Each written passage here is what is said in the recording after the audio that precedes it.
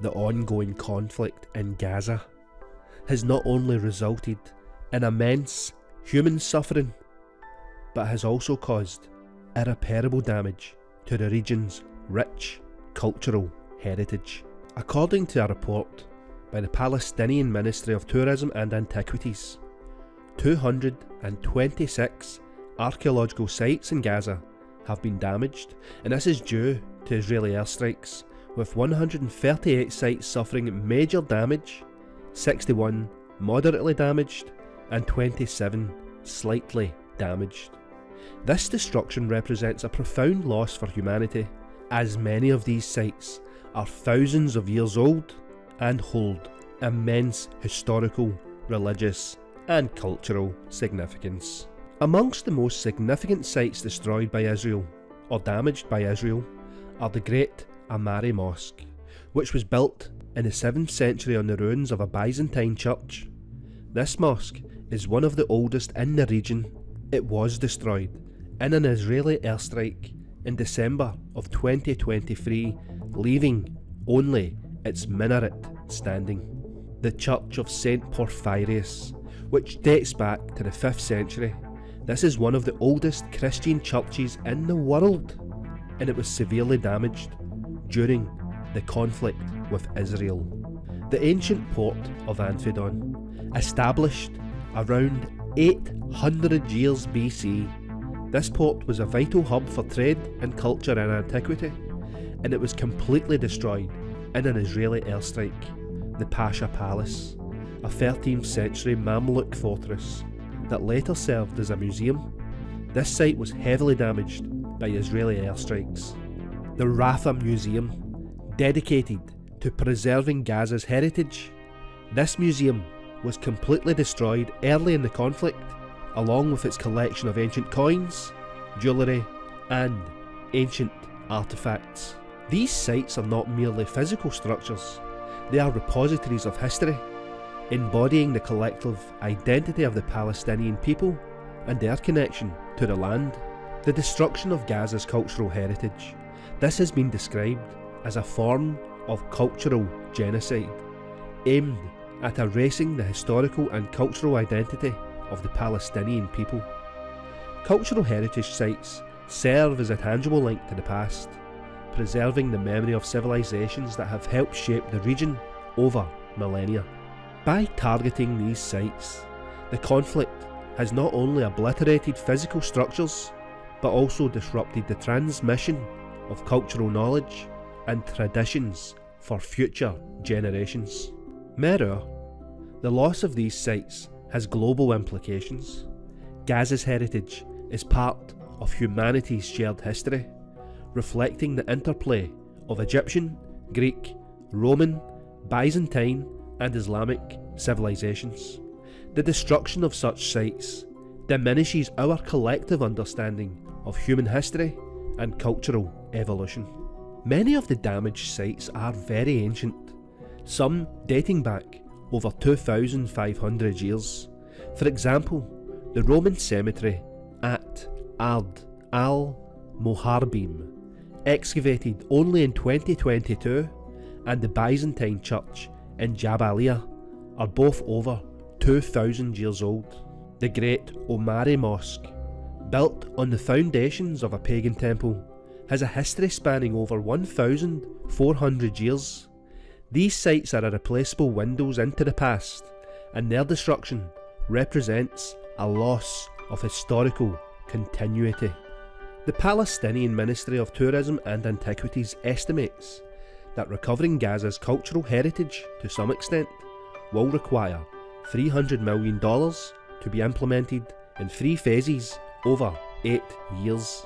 The first phase will focus on urgent interventions and will cost $32 million, while the second and third phases, aimed at restoration and reconstruction, will require $100 million and $135 million respectively. However, financial costs alone cannot account for the loss of intangible heritage, such as the rare manuscripts and artefacts that have been destroyed or looted. The destruction of 226 archaeological sites in Gaza is a stark reminder of the devastating impact of war on cultural heritage. These sites, some of which are over 2,000 years old, are not just physical structures, but symbols of identity, history and resilience. Their loss is a tragedy for the Palestinian people and for humanity as a whole. While financial estimates provide a roadmap for recovery, the true cost of this cultural destruction is immeasurable. The international community must act to protect Gaza's remaining heritage and to ensure that such losses are not repeated in the future. Earlier on this week, the US President Donald Trump unveiled a controversial proposal to take over the Gaza Strip. He aims to transform it into the Riviera of the Middle East. This plan involved relocating 2.1 million Palestinian residents to neighbouring countries such as Egypt and Jordan, with the United States assuming control over Gaza's redevelopment. President Trump described this initiative as a real estate transaction, envisioning a prosperous tourist destination under US stewardship. But this proposal was met with swift and widespread condemnation from Palestinians all over the world, from the Arab nations and the international community. Palestinian President Mahmoud Abbas firmly rejected the plan, emphasising the Palestinians' deep-rooted connection to their homeland and their refusal to be displaced. In Gaza, residents expressed their determination to rebuild their communities independently, without external intervention. Despite the extensive destruction from this prolonged conflict, local entrepreneurs such as Asad Abu Hasira vowed to restore their businesses and preserve Gaza's Arab heritage. Abu Hasira, whose seafront restaurant was damaged by Israel, pledged to continue serving food amidst the ruins, symbolising the resilience and steadfastness of the Gazan people. Donald Trump's proposal also faced criticism from neighbouring Arab countries. Jordan's King Abdullah II rejected any plans involving the annexation or displacement of Palestinian land, viewing such actions as existential threats to regional stability. Analysis warned that forcibly relocating Gaza's population could violate international law and exacerbate tensions in the Middle East. International observers drew parallels between Donald Trump's proposal and historical instances of forced displacement, labelling the plan as a form of ethnic cleansing. Critics argue that the initiative disregarded the Palestinians' right to self-determination and failed to address the root causes of the Israeli-Palestinian conflict. The President's plan to take over and redevelop the Gaza Strip has been met with resolute opposition from the Palestinian people, who are committed to rebuilding their homeland on their own terms.